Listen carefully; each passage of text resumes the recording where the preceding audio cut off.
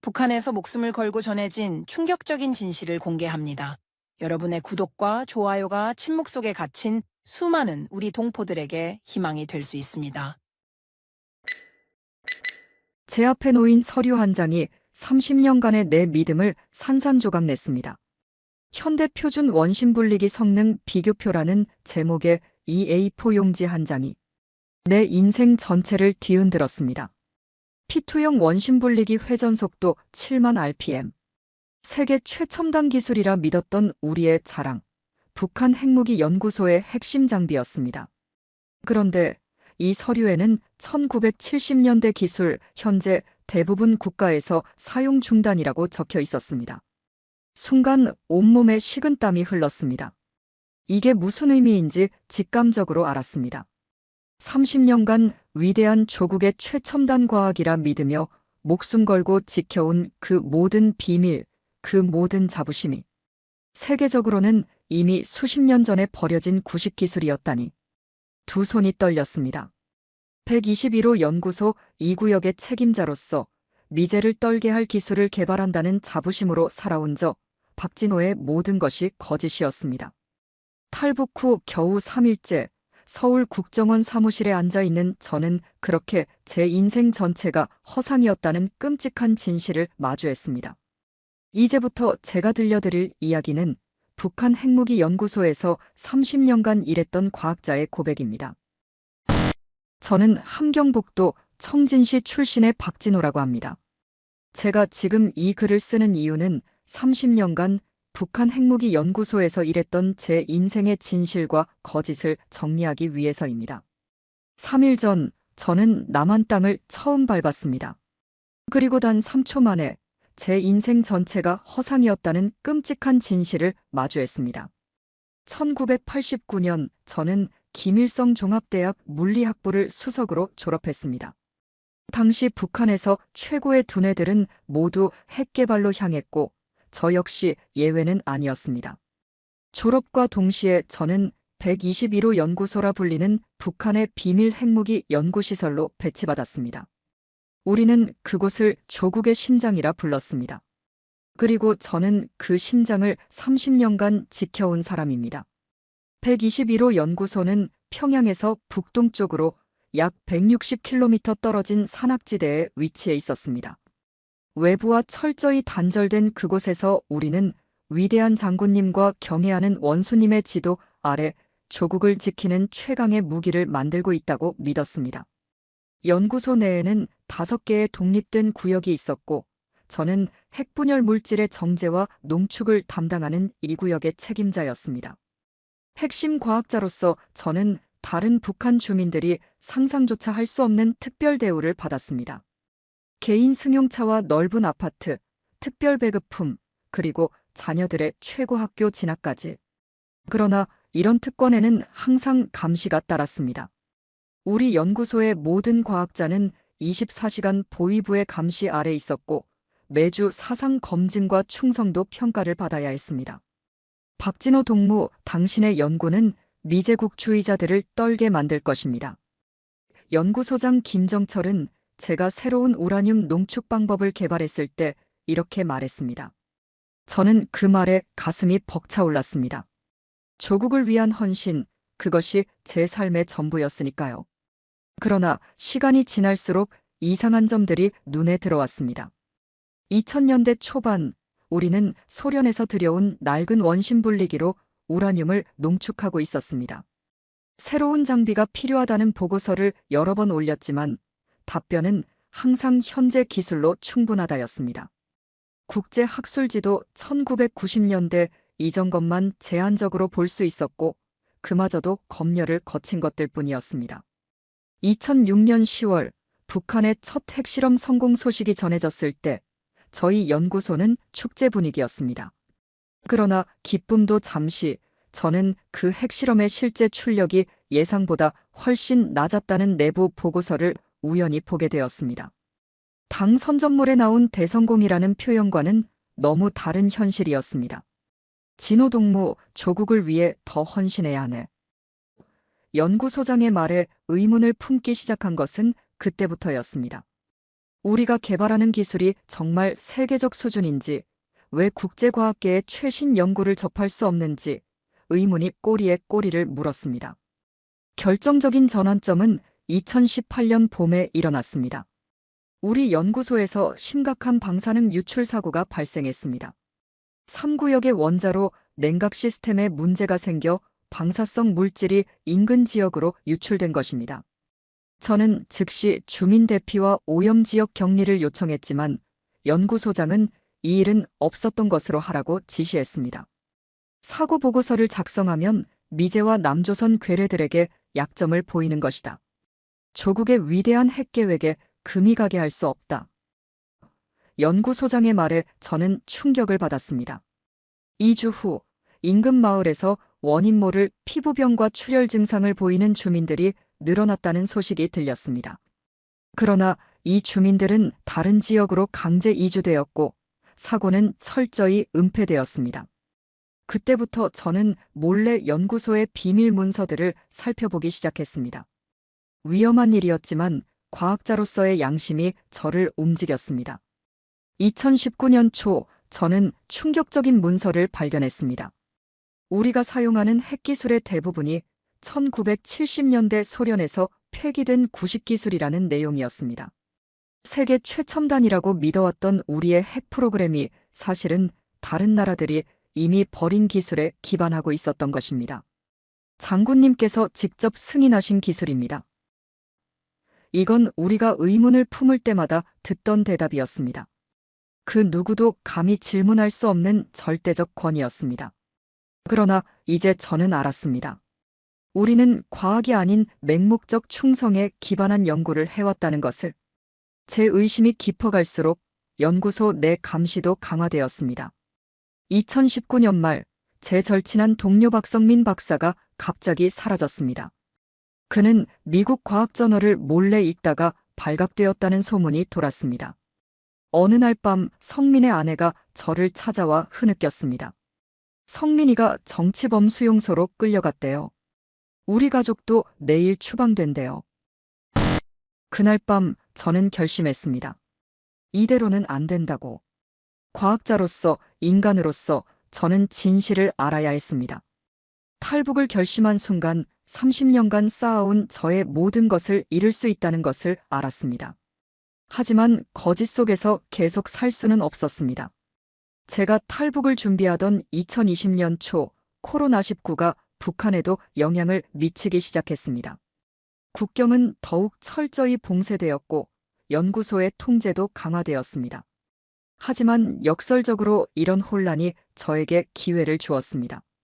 연구소는 코로나 대응 의료시설로 일부 전환되었고 그 과정에서 보안에 약간의 틈이 생겼습니다. 6개월간 조심스럽게 계획을 세우며 저는 몰래 중요 연구 자료들을 마이크로필름에 복사했습니다. 한밤중 연구실에 홀로 남아 떨리는 손으로 문서들을 촬영하던 순간들이 아직도 생생합니다.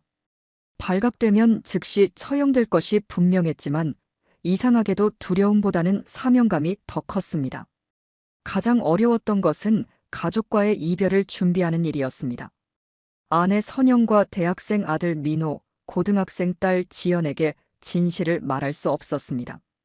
그들의 안전을 위해 그리고 혹시라도 제 계획이 발각될 경우 그들이 연루되지 않도록 철저히 비밀로 해야 했습니다. 여보, 난 곧 특별 연구 때문에 양강도 쪽으로 출장을 가게 됐어. 한 달 정도 걸릴 거야. 마지막 아침, 저는 이렇게 거짓말을 했습니다. 선영은 의아해하면서도 늘 그랬듯 묵묵히 이해해 주었습니다.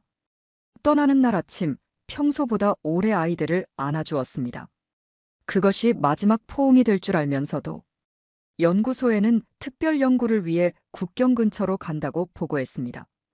과학자 신분증과 특별 통행증이 있어 초기 이동은 비교적 수월했습니다. 위험한 순간도 있었습니다. 청진으로 가는 기차에서 보위부원이 제 가방을 검사하려 했을 때 심장이 멎는 줄 알았습니다. 다행히 연구소 특별 신분증이 저를 구했습니다. 청진에서 저는 오래전부터 접촉해온 비밀 조력자를 만났습니다.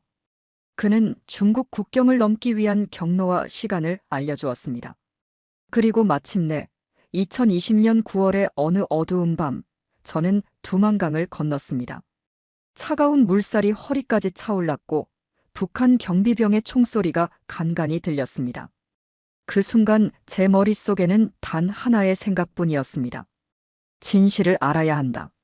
이렇게 시작된 저의 탈북 여정은 중국, 라오스, 태국을 거쳐 마침내 남한에 도착하는 9개월간의 긴 도피로 이어졌습니다. 그리고 남한에 도착한 직후 저는 제가 평생 믿어온 모든 것이 거짓이었음을 알게 되었습니다. 30년간 최첨단이라 믿으며 개발해온 북한의 핵기술이 사실은 전 세계가 이미 30년 전에 폐기한 구식기술이었다는 충격적인 사실을. 연구소에서 보낸 마지막 날, 저는 창밖으로 보이는 연구소 정문의 슬로건을 바라보았습니다. 과학으로 조국의 존엄을 지키자. 그 문구가 이제는 완전히 다른 의미로 다가옵니다. 진정한 과학은 진실을 추구하는 것인데 우리는 거짓된 신념 속에 갇혀 있었습니다. 이제 저는 그 진실을 찾아 새로운 여정을 시작합니다. 청진에서 두만강을 건너는 순간 저는 이미 죽은 사람이나 다름없었습니다. 북한에서 박진호라는 핵물리학자는 그 강물에 떠내려갔고 이제 저는 이름 없는 탈북자로 새로 태어났습니다. 30년간 핵심 과학자로 누리던 모든 특권과 명예는 한순간에 증발했습니다. 그 대신 제게 남은 것은 중국 땅에서의 도망자 신세와 언제 붙잡힐지 모른다는 공포뿐이었습니다. 두만강을 건너기 이틀 전 저는 양강도로의 출장을 핑계로 청진에 도착했습니다. 그곳에서 오래전 대학 시절 친구였던 최영철을 만났습니다. 그는 이제 국경 무역을 하는 상인으로 위장한 브로커였습니다. 진호, 정말 결심했나? 영철의 눈에는 걱정이 가득했습니다. 그도 제가 무엇을 잃게 될지 알고 있었으니까요. 돌아갈 수 없는 강을 건너려 하네. 제 대답에 그는 깊은 한숨을 내쉬었습니다. 그날 밤 우리는 탈북 계획을 세세히 점검했습니다. 국경 경비병의 교대 시간, 감시 카메라의 사각지대, 강의 수심이 가장 낮은 지점까지. 저는 마이크로필름으로 제작한 연구자료를 방수팩에 밀봉하고 속옷 안에 숨겼습니다. 30년간의 연구가 고작 성인 엄지손가락만한 필름 안에 압축되어 있었습니다. 이걸 가져가게. 영철은 작은 알약 하나를 건넸습니다. 붙잡히면 바로 삼켜. 15초면 끝나. 시아나물이었습니다. 저는 망설임 없이 받았습니다. 체포되면 연구소로 압송되어 고문과 취조를 당한 뒤 공개 처형될 것이 분명했습니다. 그리고 제 가족은 연좌제에 따라 정치범수용소로 끌려갈 것입니다. 차라리 죽음이 나았습니다. 9월 17일 밤 11시 30분, 저는 마침내 두만 강변에 도착했습니다. 보름달이 떠오르지 않은 캄캄한 밤이었습니다. 국경경비대의 교대 시간에 맞춰 물살이 가장 약한 지점으로 접근했습니다. 차가운 강물이 발목을 적실 때 마지막으로 뒤를 돌아보았습니다. 30년간 충성했던 조국, 그리고 사랑하는 가족이 있는 땅. 다시는 볼 수 없을지도 모른다는 생각에 가슴이 찢어지는 듯 했습니다. 가족을 위해서라도 살아남아야 한다. 저는 스스로를 다잡았습니다. 물살이 허리까지 차올랐고 차가운 9월의 강물은 뼛속까지 시려왔습니다. 건너편 중국 쪽 숲을 사이로 희미한 불빛이 보였습니다. 영철이 준비한 접선 인물이었습니다. 그때 북한 쪽 언덕에서 갑작스러운 불빛이 번쩍였습니다. 순찰 중인 경비병이었습니다. 숨을 죽이고 물속으로 반쯤 몸을 숨긴 채 5분이 넘게 기다렸습니다. 다행히 경비병은 다른 방향으로 이동했고 저는 다시 강을 건너기 시작했습니다. 마침내 중국 땅을 밟았을 때 다리는 후들거리고 온몸은 젖어 있었지만 살아 있었습니다. 수풀 속에서 기다리던 조선족 남성이 재빨리 저를 자동차로 안내했습니다. 시간이 없습니다. 빨리요. 그는 제게 마른 옷 한 벌과 가짜 신분증을 건넸습니다. 저는 차 안에서 옷을 갈아입고 처음으로 북한 주민이 아닌 다른 사람이 되었습니다. 신분증 속 이름은 김민석, 연변 지역 조선족이었습니다. 그렇게 저의 중국 도피 생활이 시작되었습니다. 중국에서의 3개월은 끊임없는 공포와의 싸움이었습니다. 북한 보위부와 중국 공안의 이중 감시를 피해 도시를 전전해야 했습니다. 선양에서 칭다오, 다시 쿤밍으로. 매일 밤 다른 숙소에서 자며 항상 출구를 확인하는 습관이 들었습니다. 낮에는 절대 밖에 나가지 않았고 창문을 통해 들어오는 햇빛이 제가 볼 수 있는 전부였습니다. 가장 힘든 것은 정체성의 상실이었습니다. 30년간 북한의 핵심 과학자로 살아온 제가 이제는 불법 체류자, 도망자로 전락한 것입니다. 낮은 천장의 지하실에 숨어 지내며 과거 연구소에서의 특별 대우가 얼마나 허망한 것이었는지 깨달았습니다. 그곳에서는 최소한 제 이름이라도 있었지만 이제 저는 이름조차 가질 수 없었습니다. 가족들은 어떻게 지내고 있을까? 매일 밤 이 생각이 저를 괴롭혔습니다. 제가 실종된 지 한 달이 지났을 때 중국의 한 탈북자 지원단체를 통해 북한 소식을 들을 수 있었습니다.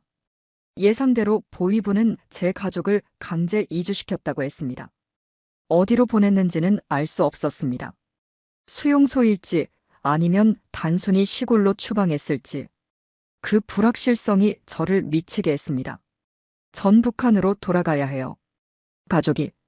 한 번은 제가 약해져서 브로커에게 이런 말을 했습니다. 그는 단호하게 머리를 저었습니다. 돌아가면 당신은 죽고 가족은 더 큰 고통을 받을 겁니다.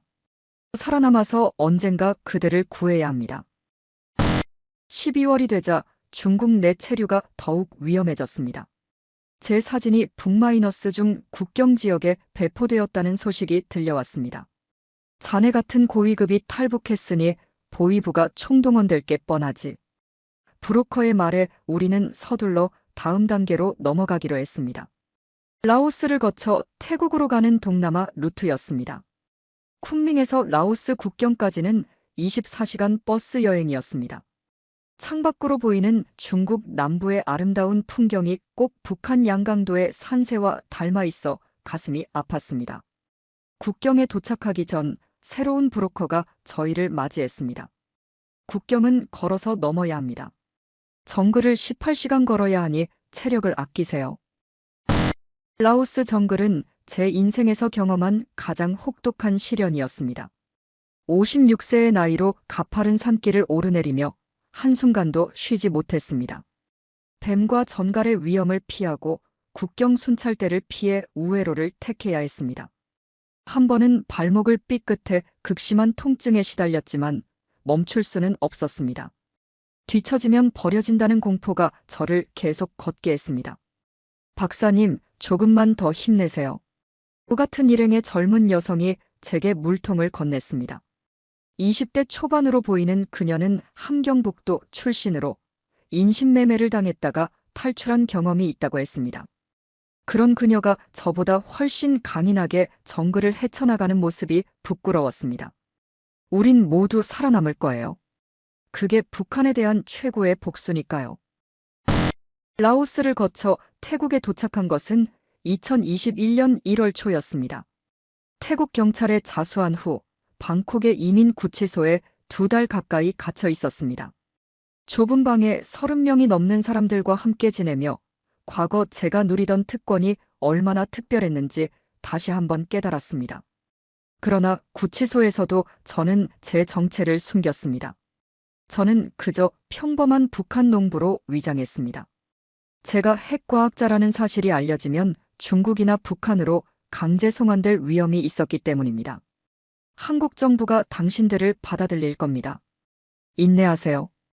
구치소 관리자의 말처럼 마침내 한국 국정원 직원들이 저희를 면담하러 왔습니다. 처음에 저는 여전히 정체를 숨겼습니다. 그러나 몇 차례 면담 끝에 저는 용기를 내어 진실을 말했습니다. 저는 북한 121호 연구소의 핵물리학자입니다. 30년간 핵무기 개발에 참여했습니다.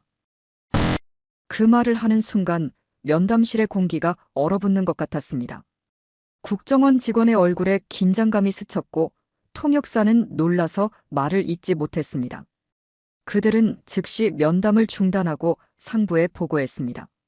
다음 날 더 높은 직급의 담당자들이 저를 만나러 왔고 제가 정말 북한 핵 프로그램의 고위 과학자인지 확인하기 위한 전문적인 질문들을 쏟아냈습니다. 우라늄 농축 공정에서 P-의 원심 분리기의 회전 속도는 얼마입니까? 플루토늄 추출 과정에서 사용되는 용매는 중성자 감속제로 어떤 물질을 사용했습니까? 이런 질문들에 정확히 답하자 그들의 태도가 완전히 바뀌었습니다.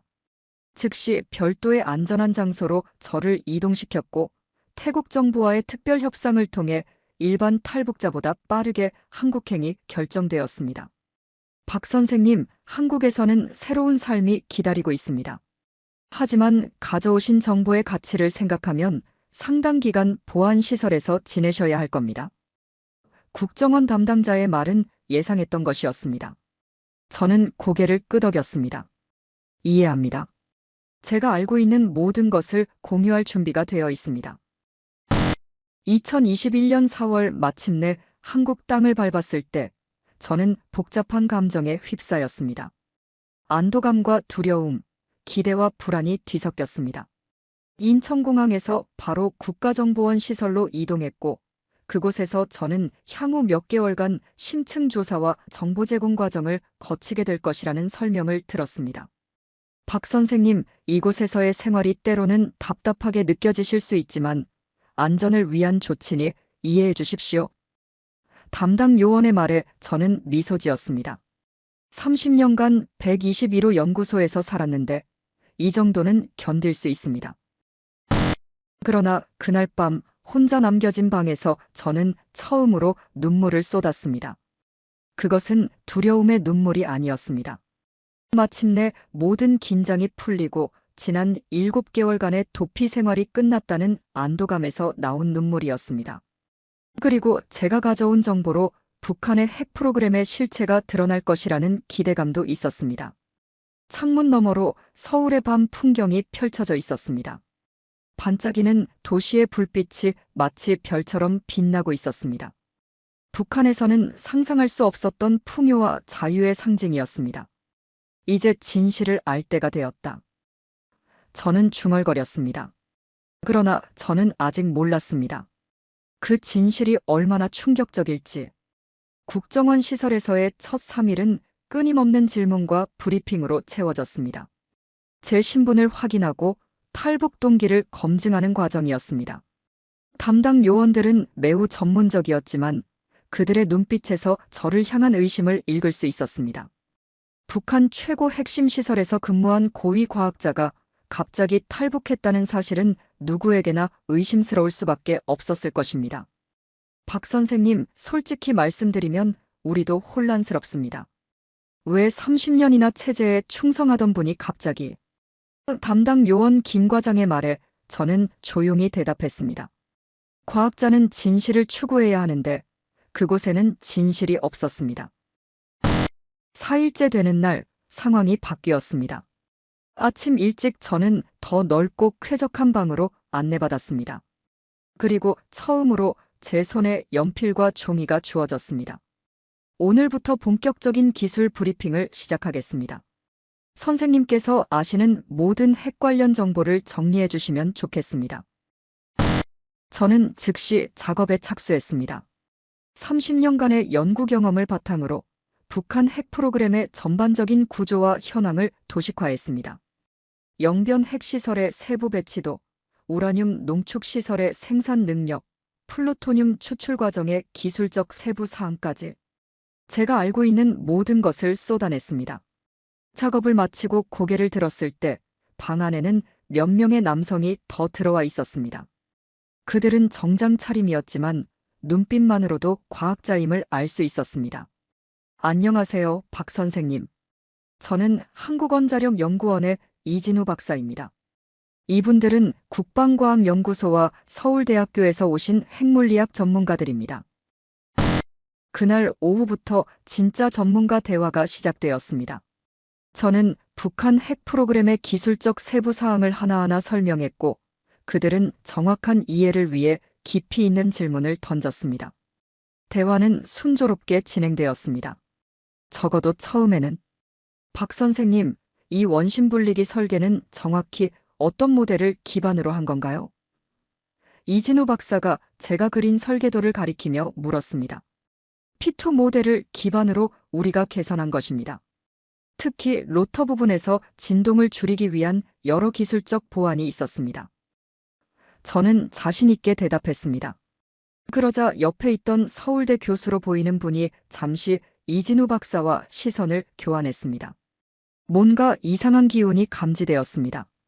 그럼 이 원심 분리기의 최대 회전 속도는 얼마인가요? 그가 다시 물었습니다. 7만 rpm까지 도달할 수 있습니다. 물론 안정성 문제로 보통 6만 3천 rpm에서 운영합니다. 그 말을 하는 순간 방 안의 공기가 무거워지는 것을 느꼈습니다. 과학자들은 서로 눈빛을 교환했고 뭔가 중요한 메모를 하기 시작했습니다.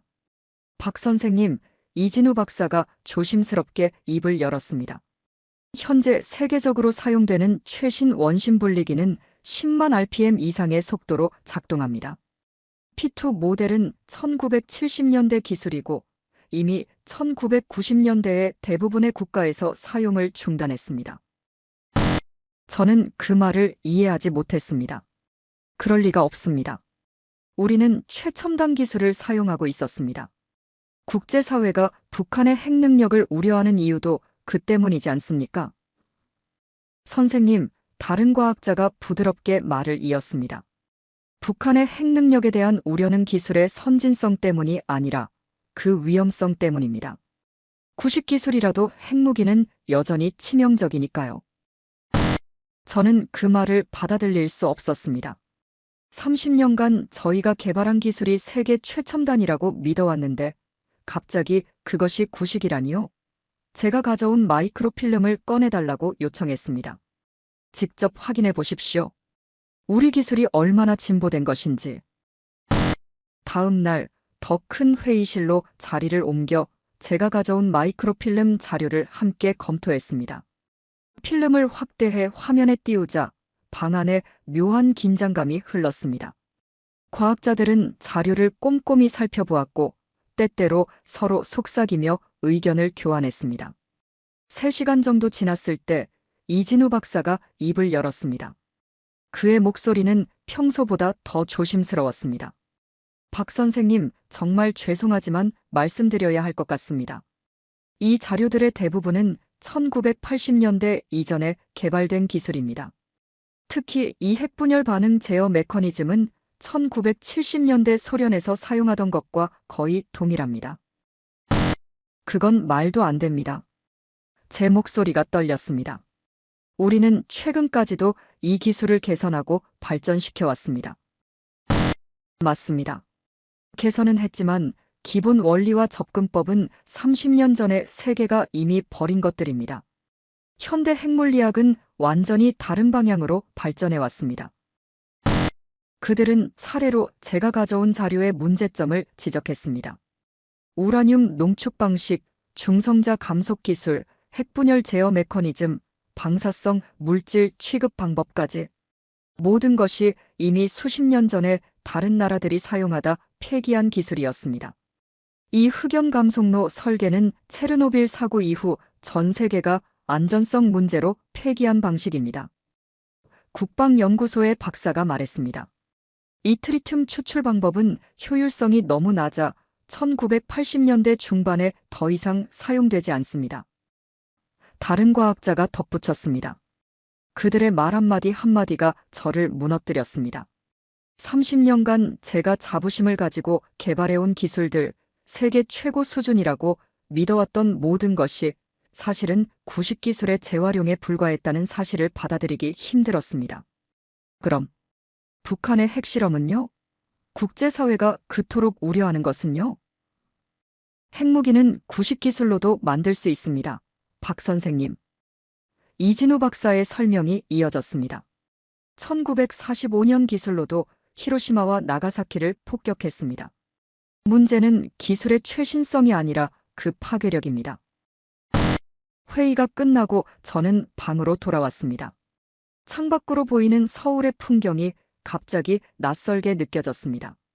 지난 30년간 제 인생은 무엇이었을까요? 제가 믿어온 모든 것, 제가 자랑스럽게 생각했던 모든 업적이 사실은 허상이었다니. 그날 밤 저는 잠을 이루지 못했습니다. 121호 연구소에서의 기억들이 마치 영화처럼 머릿속을 스쳐 지나갔습니다.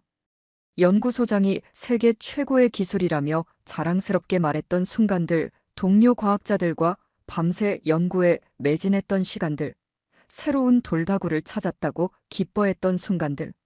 모든 것이 거짓이었습니다. 다음 날 아침 국정원 담당자가 조심스럽게 제게 다가왔습니다. 어젯밤 많이 힘드셨을 것 같습니다. 도움이 필요하시면 언제든지 말씀해 주세요. 저는 고개를 들어 그를 바라보았습니다. 북한의 일반 주민들은 전기도 제대로 공급받지 못하는데 우리 과학자들은 구식기술로 핵무기를 만들고 있었습니다. 그들은 이 사실을 알까요? 아마도 모를 겁니다. 북한 체제는 그런 식으로 유지되니까요.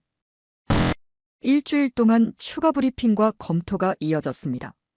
제가 가져온 모든 자료, 제가 기억하는 모든 기술 정보가 분석되었습니다. 그리고 결론은 매번 같았습니다.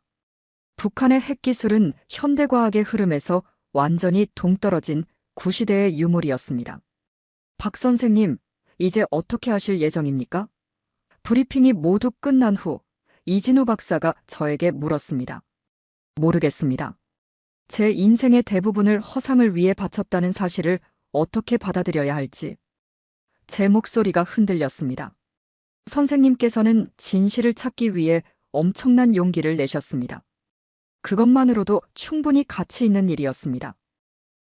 그의 위로가 가슴에 와닿았습니다. 브리핑이 끝난 후 저는 하나원으로 이송되어 일반 탈북자들과 마찬가지로 남한 사회적응 교육을 받게 되었습니다. 그러나 제 마음은 여전히 혼란스러웠습니다. 가끔 밤에 눈을 감으면 연구소에서의 30년이 꿈처럼 흐릿하게 느껴졌습니다. 그것은 정말 제 인생이었을까요? 아니면 누군가가 만들어낸 환상에 불과했을까요? 하나원에서의 교육 초기, 저는 다른 탈북자들과 어울리지 못했습니다. 그들 대부분은 저보다 젊었고 북한에서도 일반 시민이었습니다. 제가 북한의 핵심 과학자였다는 사실은 비밀로 유지되었지만 그들과 저 사이에는 보이지 않는 벽이 있었습니다. 저는 그들이 경험한 북한의 일상적 고통을 직접 겪지 않았고 그들은 제가 경험한 이념적 배신감을 이해할 수 없었습니다. 박 선생님, 북한에서는 어떤 일을 하셨어요? 한 젊은 여성이 친근하게 물었습니다. 그냥 연구원이었습니다. 제가 짧게 대답했습니다. 아, 그러셨군요. 저는 장마당에서 장사했어요. 가끔 국경도 넘나들며 물건을 팔았죠. 그녀의 말을 들으며 저는 제가 얼마나 특권층이었는지 다시 한번 깨달았습니다. 그녀에게 국경은 생존을 위해 목숨을 걸고 넘어야 하는 장벽이었지만 저에게는 그저 지도 위의 선에 불과했습니다. 적어도 탈북하기 전까지는. 하나원에서의 시간이 흐르면서 저는 점점 더 깊은 성찰의 시간을 가졌습니다. 북한에서의 제 위치, 제가 개발한 기술이 어떻게 체제 유지에 이용되었는지, 그리고 제가 정말 알고 있다고 생각했던 것들이 얼마나 제한적이었는지를 깨달았습니다. 그것은 고통스러운 과정이었지만 동시에 해방감을 주는 경험이기도 했습니다. 진실은 때로 가장 아픈 선물입니다. 하나원의 상담사가 제게 해준 말이 오래도록 마음에 남았습니다. 하지만 그 진실만이 우리를 자유롭게 합니다. 하나원에서의 두 번째 달, 저는 예상치 못한 방문객을 맞이했습니다. 국정원 김 과장과 함께 온 중년의 남성은 조용한 카리스마가 느껴지는 사람이었습니다. 안녕하세요, 박 선생님. 저는 서울대학교 물리학과 강태현 교수입니다. 그는 저의 손을 단단히 잡았습니다. 그의 손에서 과학자 특유의 건조함이 느껴졌습니다. 선생님의 자료를 검토했습니다. 많은 이야기를 나누고 싶습니다. 그렇게 시작된 강 교수와의 만남은 제 삶의 새로운 전환점이 되었습니다. 그는 일주일에 2번씩 하나원을 방문했고, 우리는 핵물리학에 대한 깊은 대화를 나눴습니다. 처음에는 제가 북한에서 연구했던 내용을 중심으로 이야기했지만, 점차 현대 핵물리학의 최신 동향으로 화제가 옮겨갔습니다. 북한은 왜 이런 구식 기술에 매달렸을까요? 어느 날 저는 용기를 내어 물었습니다. 강 교수는 잠시 생각에 잠겼다가 대답했습니다. 일종의 고립된 진화였을 겁니다. 다윈이 갈라파고스 제도에서 발견한 것처럼요. 외부와 단절된 채 자체적으로 발전하다 보니 세계적 흐름과는 완전히 다른 방향으로 갔겠죠. 그의 설명은 이해가 됐지만 마음의 상처를 치유하기에는 부족했습니다. 그렇다면 제 30년은 무의미했던 걸까요? 그렇게 생각하지 마세요. 그는 단호하게 말했습니다. 선생님은 주어진 환경에서 최선을 다했습니다. 과학자로서 할 수 있는 최선을.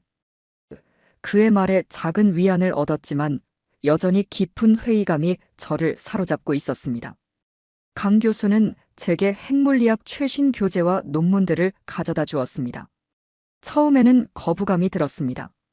그것들을 읽는 것은 제 과거의 무지를 다시 한번 확인하는 고통스러운 과정이었으니까요. 하지만 과학자로서의 호기심이 결국 저를 이끌었습니다. 밤새도록 논문을 읽고 새로운 개념들을 이해하기 위해 노력했습니다. 충격적인 것은 북한에서 최신 기술이라고 배웠던 많은 것들이 이미 1980년대에 폐기되거나 극복된 개념이라는 사실이었습니다. 특히 핵융합 연구 분야는 제가 알던 것과 완전히 달랐습니다. 토카막 방식의 발전, 레이저 유도 핵융합의 진전, 중성자 물리학의 새로운 발견들. 이 모든 것이 제게는 생소했습니다. 이걸 읽어보세요. 어느 날 강 교수는 국제 핵융합 실험 프로젝트에 관한 자료를 건넸습니다. 35개국이 협력하여 지속 가능한 핵융합 에너지를 연구하고 있습니다. 이것이 현대 핵과학의 방향입니다. 파괴가 아닌 창조를 위한. 그 자료를 읽으며 저는 눈물을 참을 수 없었습니다. 제가 평생 추구했던 것은 파괴의 과학이었습니다. 더 강력한 폭발력, 더 효율적인 살상 능력. 그러나 세계는 이미 핵의 평화적 이용, 인류의 에너지 문제 해결을 위한 방향으로 나아가고 있었습니다. 박 선생님, 과학은 본질적으로 정치적이지 않습니다. 강 교수의 말이 깊이 와닿았습니다. 과학은 진실을 추구하는 과정입니다. 그 진실을 어떻게 사용할지는 우리의 선택이죠. 저는 하나원에서의 교육과 병행하여 강 교수의 지도 아래 현대 핵물리학을 다시 공부하기 시작했습니다. 처음에는 너무 많은 새로운 개념과 용어들에 압도되었지만 점차 이해하기 시작했습니다. 그리고 그 과정에서 과학에 대한 순수한 열정을 다시 느꼈습니다. 북한에서도 제가 과학을 사랑했던 것은 분명했지만 그것은 항상 체제와 이념의 틀 안에 갇혀 있었습니다. 이제 저는 순수하게 지식 그 자체를 향한, 그리고 진실을 향한 갈증을 느꼈습니다. 박 선생님은 이제 어떤 연구를 하고 싶으신가요? 강 교수가 어느 날 물었습니다. 저는 망설임 없이 대답했습니다. 방사능 오염 제거 기술입니다. 북한의 핵시설 주변에는 많은 오염 지역이 있습니다. 언젠가 통일이 된다면 그 지역들을 정화해야 할 텐데. 강 교수는 깊이 고개를 끄덕였습니다. 의미 있는 선택입니다. 과거의 상처를 치유하는 연구라고 할 수 있겠네요. 그렇게 저는 하나원에서의 시간을 보내며 새로운 방향을 찾아가기 시작했습니다. 낮에는 남한 사회 적응을 위한 교육을 받고 밤에는 현대 핵물리학을 공부했습니다. 그러나 여전히 제 마음 한구석에는 해결되지 않은 의문이 남아 있었습니다. 북한의 핵 프로그램은 정말 얼마나 위험한 것인가? 저의 동료들은 그 현실을 알고 있을까? 어느 날 밤 충동적인 결정을 내렸습니다. 제가 북한에서 경험한 모든 것, 그리고 남한에서 새롭게 알게 된 사실들을 바탕으로 보고서를 작성하기 시작했습니다. 북한 핵 프로그램의 실상 내부자의 증언이라는 제목의 이 문서는 북한 핵 개발의 기술적 한계와 실제 위험성 그리고 그 프로그램이 북한 주민들에게 미치는 영향을 상세히 다루었습니다. 이걸 어떻게 하실 생각입니까? 초안을 검토한 강 교수가 물었습니다. 공개하고 싶습니다. 세계가 알아야 합니다. 북한의 핵 위협이 어떤 것인지, 그리고 그것이 어떻게 북한 주민들의 삶을 희생시키고 있는지. 강 교수는 깊은 생각에 잠겼다가 조심스럽게 말했습니다. 그 결정을 지지합니다만 현실적인 위험도 고려해야 합니다. 선생님의 가족은 아직 북한에 있지 않습니까? 그 말에 저는 가슴이 철렁 내려앉았습니다. 북에 남겨진 아내와 자녀들. 제가 탈북한 이후 그들에게 어떤 일이 일어났는지 전혀 알 수 없었습니다. 최악의 경우 그들은 정치범 수용소에 보내졌을 수도 있었습니다. 제 보고서가 공개된다면 그들의 상황은 더욱 악화될 것이 분명했습니다. 시간이 필요합니다. 제가 마침내 입을 열었습니다. 지금은 아직 때가 아닌 것 같습니다. 그렇게 보고서는 서랍 속에 묻혔습니다. 적어도 당분간은. 하지만 그것을 작성하는 과정은 저에게 일종의 치유가 되었습니다. 북한에서의 기억들, 제가 믿었던 거짓들, 그리고 새롭게 알게 된 진실들. 이 모든 것을 정리하면서 저는 조금씩 과거와 화해하기 시작했습니다. 하나원에서의 시간이 끝나갈 무렵 국정원 담당자가 저를 찾아왔습니다. 박 선생님, 앞으로의 계획에 대해 이야기할 시간입니다. 하나원 수료 후 어떻게 하실 생각이신가요? 저는 이미 마음의 준비가 되어 있었습니다. 과학자로 계속 일하고 싶습니다. 물론 핵무기가 아닌 평화적인 분야에서요. 정부에서도 그런 방향을 고려하고 있습니다. 다만 보안 문제가 있어서. 그의 말을 이해했습니다. 제가 누구인지 공개되면 여러 문제가 발생할 수 있었습니다. 북한의 보복 가능성, 국내 안보 논란, 국제적 관심 등. 저는 조용히 새 삶을 시작해야 했습니다. 이해합니다. 새로운 이름과 배경이 필요하겠죠. 그렇게 저는 박민호라는 새 이름을 받았습니다. 공식 기록상 저는 함경북도 출신의 대학 교수로 핵물리학이 아닌 일반 물리학을 가르쳤던 것으로 되어 있었습니다. 강 교수의 도움으로 서울 외곽의 작은 연구소에서 일할 기회도 얻었습니다. 그곳에서 저는 환경방사능 모니터링 기술을 연구하게 될 것이었습니다. 하나원을 떠나기 전날 밤, 저는 제가 북한에서 가져온 마지막 물건을 꺼내보았습니다. 그것은 작은 금속 배지, 121호 연구소 최고 과학자에게만 주어지는 특별 휘장이었습니다. 30년간 자부심을 가지고 달고 다녔던 이 작은 물건이 이제는 쓸모없는 과거의 유물이 되었습니다. 창가에 서서 서울의 밤 풍경을 바라보며 저는 그 배지를 손에 꼭 쥐었습니다. 이제 버려야 할까요? 아니면 간직해야 할까요? 그것은 제 과거의 일부였고 비록 거짓에 기반한 것이었지만 제 삶이었습니다. 과거를 부정하는 것과 과거에서 배우는 것은 다릅니다. 강 교수의 말이 떠올랐습니다. 당신의 경험은 소중합니다. 그것이 미래를 위한 지혜가 될 수 있으니까요. 저는 배지를 다시 주머니에 넣었습니다. 버리지 않기로 했습니다. 그것은 제가 어디서 왔는지, 그리고 어떤 길을 걸어왔는지를 상기시키는 물건이 될 것입니다. 앞으로의 제 삶에서 진실과 정직을 지키기 위한 작은 기념물로. 다음 날 아침 하나원의 문을 나서며 저는 깊은 숨을 들이마셨습니다. 이제 진짜 남한 생활이 시작되는 것입니다. 설렘과 두려움이 공존했지만 한 가지 분명한 것이 있었습니다. 저는 더 이상 거짓 속에 살지 않을 것입니다. 비록 작은 연구소에서 이름 없는 연구원으로 시작하더라도 진실을 추구하는 진정한 과학자로 살아갈 것입니다. 박 선생님, 준비되셨습니까? 저를 새 거주지로 안내할 담당자가 물었습니다. 네, 준비됐습니다. 저는 확신에 찬 목소리로 대답했습니다. 불확실한 미래가 기다리고 있었지만 적어도 그것은 진실에 기반한 미래일 것입니다. 30년의 거짓된 영광보다 훨씬 더 가치 있는 서울 외곽의 작은 아파트에서 새 생활이 시작되었습니다. 공식적으로 저는 박민호, 전직 함경북도 대학 물리학 교수로 남한에 정착한 평범한 탈북민이었습니다. 첫날 밤 텅 빈 아파트에 혼자 앉아 있으니 이상한 감정이 밀려왔습니다. 북한의 특별간부 아파트에서는 항상 경비원이 있었고 매일 아침 출근 차량이 기다렸습니다.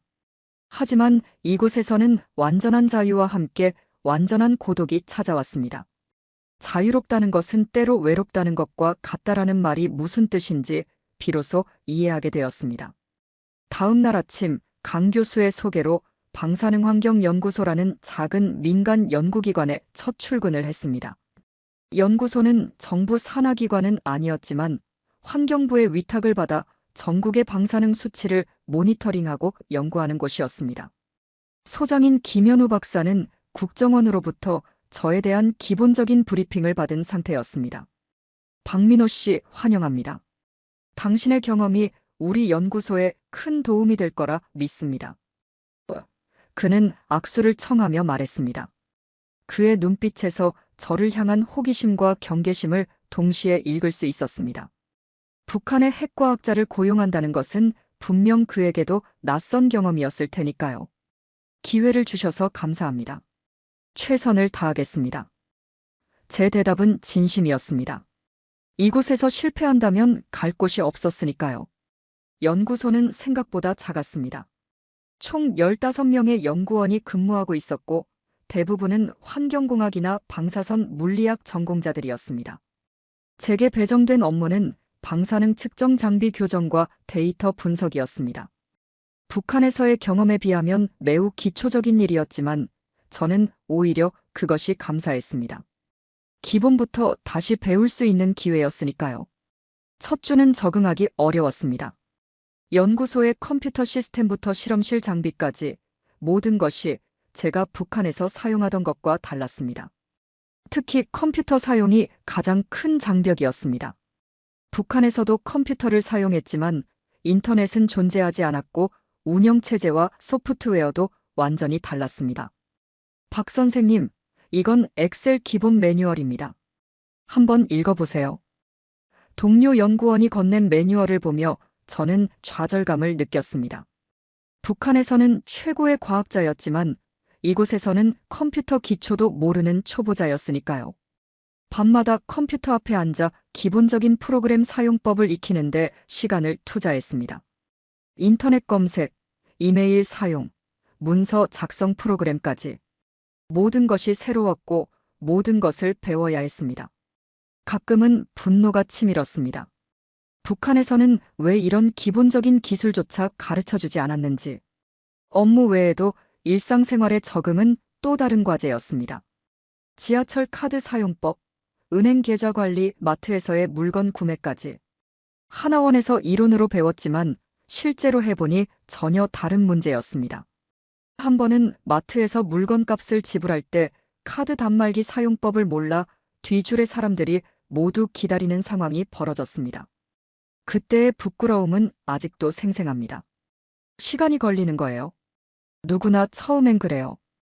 탈북민 지원센터의 상담사는 위로했지만 저는 제 나이에 이런 기본적인 것들을 못한다는 사실이 자존심 상했습니다. 연구소에서의 두 번째 달 점차 업무에 익숙해지기 시작했습니다. 방사능 측정과 분석은 제가 북한에서도 해왔던 일이었고 원리는 동일했습니다. 오히려 남한의 장비가 더 정밀하고 사용하기 쉬웠습니다. 조금씩 제 전문성을 발휘할 수 있는 기회가 늘어났고 동료들의 시선도 달라지기 시작했습니다. 박 선생님, 이 스트론튬-90 분석 결과가 이상한데 한번 봐주실 수 있을까요? 동료 연구원의 요청에 제가 문제를 신속하게 파악하고 해결책을 제시하자 그의 눈에 놀라움이 어렸습니다. 역시 전문가시네요. 그런 순간들이 저에게 작은 성취감을 주었습니다. 비록 북한에서의 경력은 대부분 허상이었을지 모르지만 30년간의 연구 경험이 완전히 무의미한 것은 아니었습니다. 제가 배운 기본 원리와 문제 해결 방식은 여전히 유효했습니다. 그러나 평화로운 일상 속에서도 북한에 남겨진 가족에 대한 생각은 늘 저를 괴롭혔습니다. 특히 밤이 깊어질수록 그 생각은 더욱 강렬해졌습니다. 아내는 지금 어디에 있을까? 아이들은 학교에 다닐 수 있을까? 그들이 정치범 수용소로 끌려갔다면 어떻게 해야 할까? 2개월쯤 지났을 때 강 교수가 연구소를 방문했습니다. 그는 제게 특별한 소식을 가져왔습니다. 탈북민 단체를 통해 북한 내부 소식을 알아봤습니다. 선생님의 가족은 평안북도 구성시로 강제 이주된 것으로 보입니다. 수용소는 아닌가요? 제 목소리가 떨렸습니다. 아닙니다. 단순 이주인 것 같습니다. 선생님이 행방불명된 것으로 처리되었고 가족들은 연좌제에 따라 동요계층으로 분류되어 이주된 것 같습니다. 그 말을 듣고 저는 깊은 안도의 한숨을 내쉬었습니다. 최악의 상황은 아니었습니다. 구성시는 경제적으로 어려운 지역이지만 그래도 정치범 수용소보다는 훨씬 나았습니다. 아이들이 학교에 다닐 가능성도 있었고 아내도 어떻게든 생계를 꾸릴 수 있을 것입니다. 언젠가 그들을 데려올 수 있을까요? 제가 물었습니다. 강 교수는 솔직하게 대답했습니다. 쉽지 않을 겁니다. 특히 선생님 같은 고위직 탈북자의 가족은 더 철저하게 감시받을 테니까요. 하지만 불가능한 것은 아닙니다. 시간이 필요할 뿐. 그날 이후로 저는 더 구체적인 목표를 가지게 되었습니다. 단순히 남한 사회에 적응하는 것을 넘어 언젠가 가족을 데려오기 위한 기반을 마련해야 했습니다. 그것은 경제적 안정과 사회적 지위를 의미했습니다. 연구소에서 더 열심히 일했고 밤에는 영어 공부를 시작했습니다. 국제 학술지를 읽고 논문을 쓰기 위해서는 영어가 필수였으니까요. 연구소 생활 6개월 차, 첫 번째 중요한 기회가 찾아왔습니다. 소장이 저를 사무실로 불렀습니다. 박 박사, 후쿠시마 원전 사고 이후 해양방사능 오염에 관한 연구 프로젝트가 있습니다. 박사님께서 담당해 주셨으면 합니다.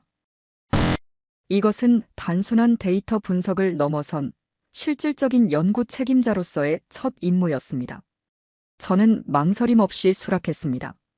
북한에서는 항상 파괴적인 목적의 연구를 했지만 이제는 환경보호와 인류 건강을 위한 연구를 할 수 있다는 사실이 가슴 벅찼습니다.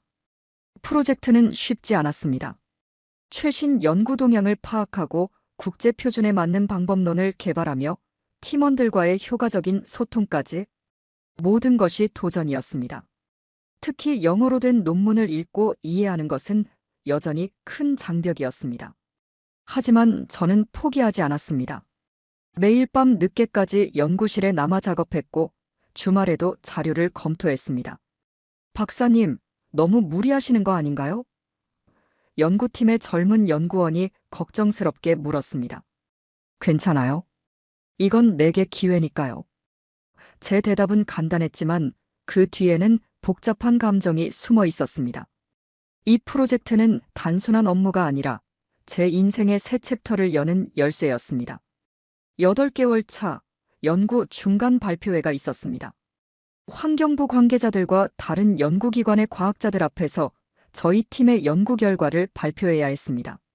발표 자료를 준비하면서 밤을 새웠고 발음 연습을 위해 수십 번 원고를 읽었습니다.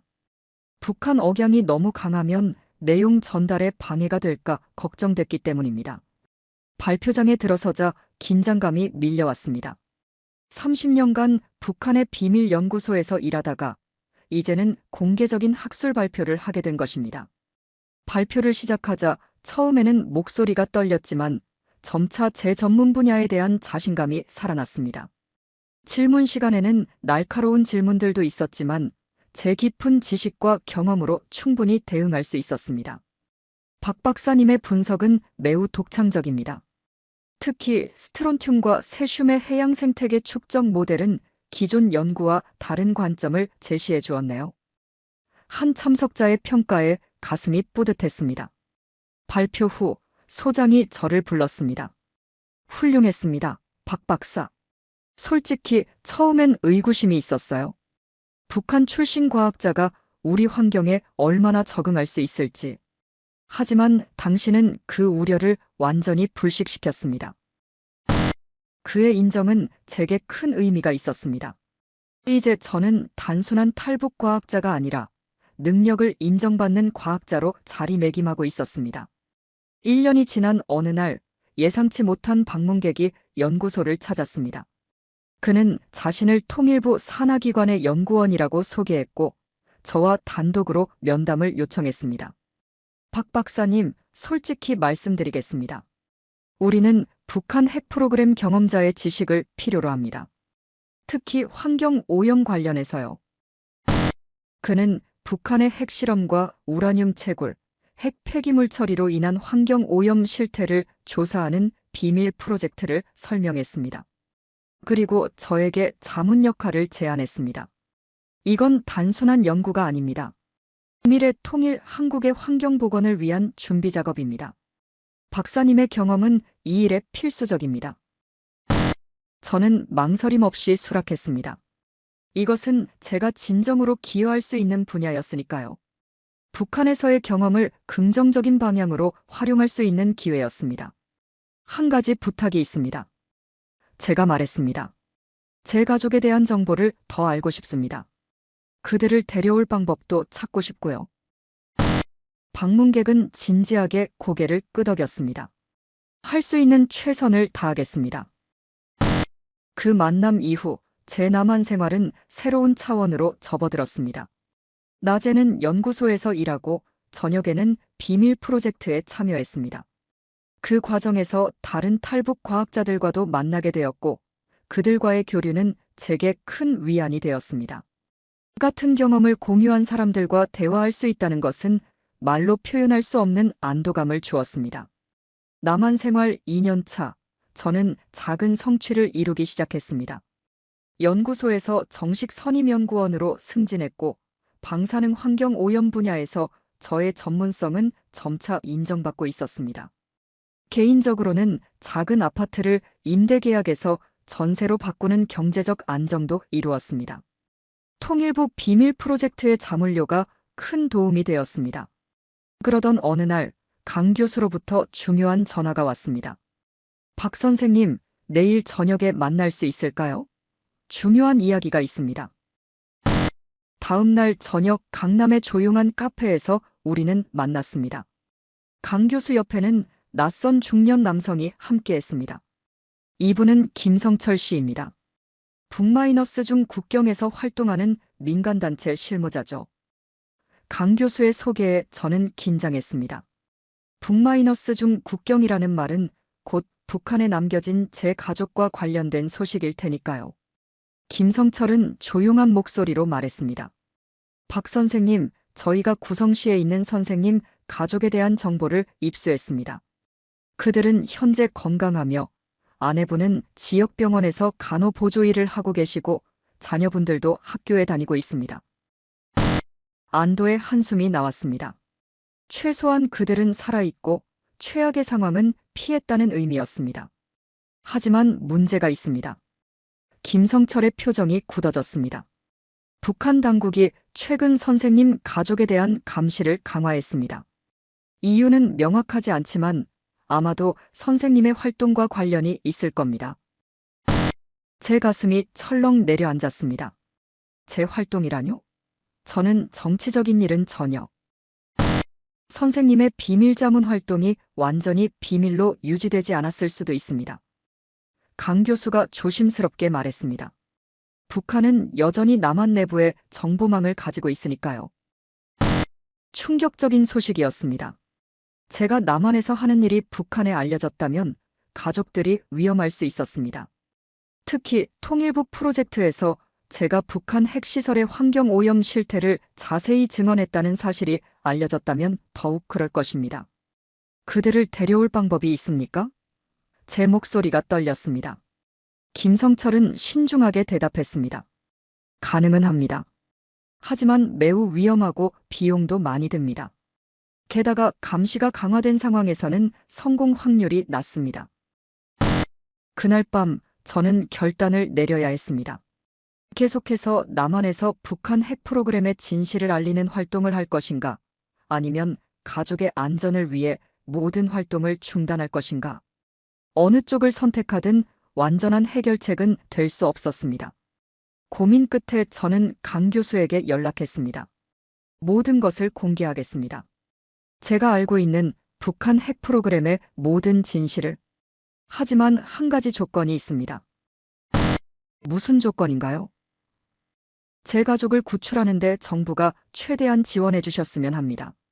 그리고 공개 전까지는 철저한 익명성이 보장되어야 합니다.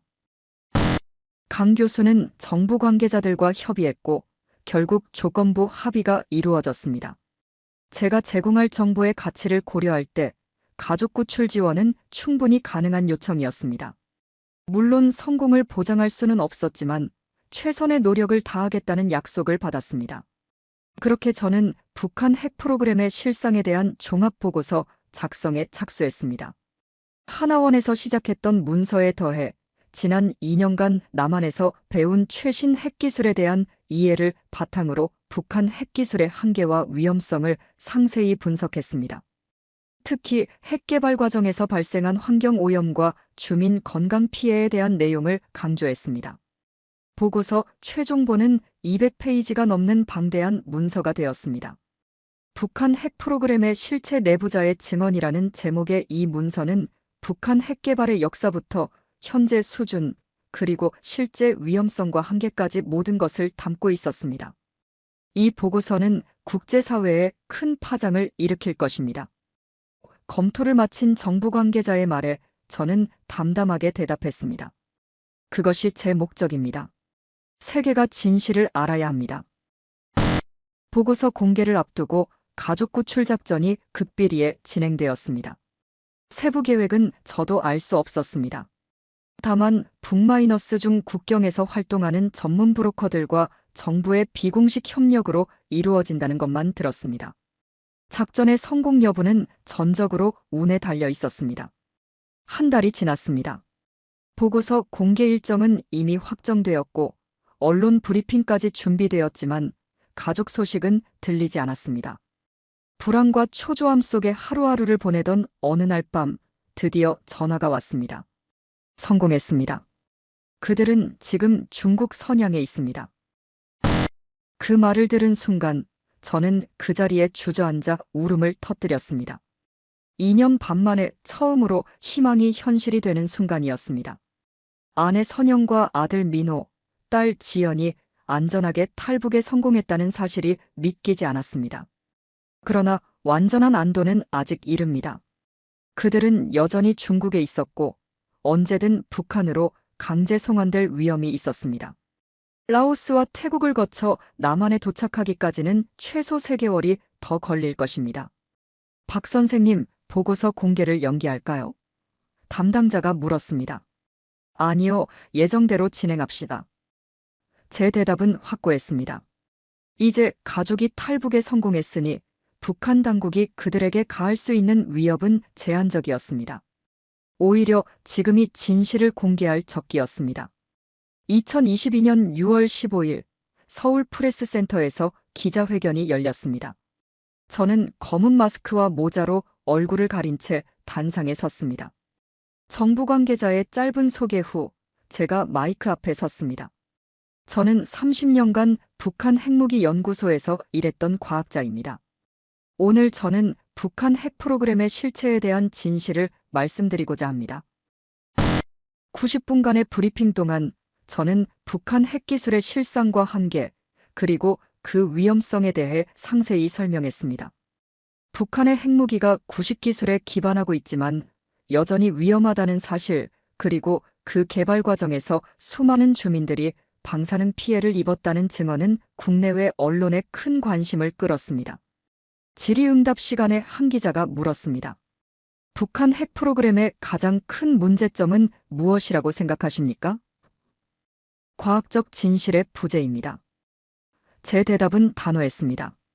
북한에서 과학은 정치의 도구일 뿐입니다. 과학자들은 진실을 추구하는 것이 아니라 정치적으로 원하는 결과를 만들어내기 위해 존재합니다.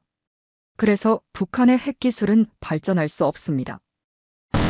기자회견 이후 보고서는 국내외 언론을 통해 광범위하게 보도되었습니다. 북한은 즉각 반발했고 저를 인민의 배신자, 미제의 스파이라고 비난했습니다. 그러나 그들의 반박은 구체적인 내용보다는 감정적인 공격에 치중했고 이는 오히려 제 증언의 신빙성을 높이는 결과를 가져왔습니다. 국제사회의 반응도 뜨거웠습니다. 미국, 일본, 유럽연합 등 주요 국가들은 제 보고서를 북한 핵 문제 해결을 위한 중요한 자료로 활용하기 시작했습니다. 국제원자력기구 IAEA는 별도의 전문가 팀을 구성해 제 증언을 검증하는 작업에 착수했습니다. 보고서 공개 한 달 후 저는 예상치 못한 연락을 받았습니다. 하버드 대학교의 핵 비확산 연구소에서 객원 연구원 자리를 제안한 것입니다. 그들은 제 경험과 지식이 핵 비확산 연구에 큰 기여를 할 수 있다고 생각했습니다. 그 제안을 받았을 때 저는 깊은 감동을 느꼈습니다. 30년간 핵무기 개발에 참여했던 사람이 이제는 핵 비확산을 위해 일할 수 있게 된 것입니다. 이보다 더 극적인 인생의 반전이 있을까요? 그러나 모든 결정은 가족이 도착한 후에 내리기로 했습니다. 그들이 이 새로운 세계에 적응하는 것을 돕는 것이 제 최우선 과제였으니까요. 2022년 9월 드디어 그날이 왔습니다. 인천공항 입국장에서 저는 2년 반 만에 가족을 다시 만났습니다. 아내 선영의 머리카락은 하얗게 새었고 아들 민호는 훌쩍 자라 어른이 되어 있었습니다. 딸 지연은 여전히 어린 소녀의 모습이었지만 그 눈빛은 이미 많은 것을 겪은 사람처럼 깊었습니다. 여보. 선영이 떨리는 목소리로 불렀습니다. 우리는 말없이 서로를 껴안았습니다. 2년 반의 시간, 그 사이에 있었던 모든 고통과 불안, 그리고 희망이 그 포옹 속에 담겨 있었습니다. 그날 밤, 우리는 처음으로 가족으로서 나만의 집에서 함께 식사를 했습니다. 테이블 위에는 풍성한 음식이 차려져 있었지만 우리 모두 먹는 것보다 서로의 이야기를 나누는데 더 집중했습니다. 선영은 제가 사라진 후 보위부의 신문을 받은 이야기, 강제 이주 과정의 고통, 그리고 탈북을 결심하게 된 순간까지 모든 것을 들려주었습니다. 당신이 살아있다는 소식을 들었을 때 그때 결심했어요. 어떻게든 당신에게 가야겠다고. 선영의 눈에 눈물이 고였습니다. 아이들도 자신들의 이야기를 들려주었습니다. 학교에서 배신자의 자식이라고 놀림받은 이야기, 친구들과 강제로 헤어진 아픔, 낯선 도시에서의 적응 과정까지. 그들의 이야기를 들으며 저는 죄책감과 자랑스러움이 교차하는 복잡한 감정을 느꼈습니다. 제가 선택한 길 때문에 그들이 고통받았지만 동시에 그들은 그 어려움을 용기 있게 견뎌냈습니다. 아버지, 저는 아버지가 자랑스러워요. 민호의 말에 제 눈에서 눈물이 흘렀습니다. 아버지께서 진실을 위해 모든 것을 걸었다는 것을 저도 알아요.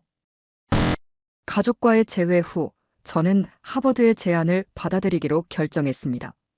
그것은 새로운 시작이자 제 과거의 잘못을 조금이나마 상쇄할 수 있는 기회였습니다.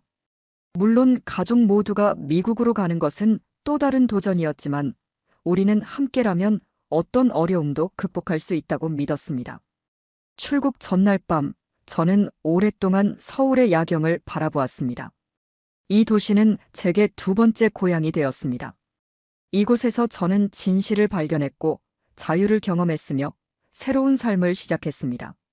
그리고 무엇보다 이곳에서 저는 진정한 과학자가 무엇인지 배웠습니다. 과학은 진실을 추구하는 여정입니다. 제가 작성한 보고서의 마지막 문장이 떠올랐습니다. 그리고 그 진실만이 우리를 자유롭게 합니다. 북한에서의 30년, 남한에서의 2년 반. 그 모든 시간을 통해 저는 비로소 이 단순한 진리를 깨달았습니다. 이제 저는 진정한 과학자로서 그리고 자유로운 인간으로서 새로운 여정을 시작합니다. 가족과 함께.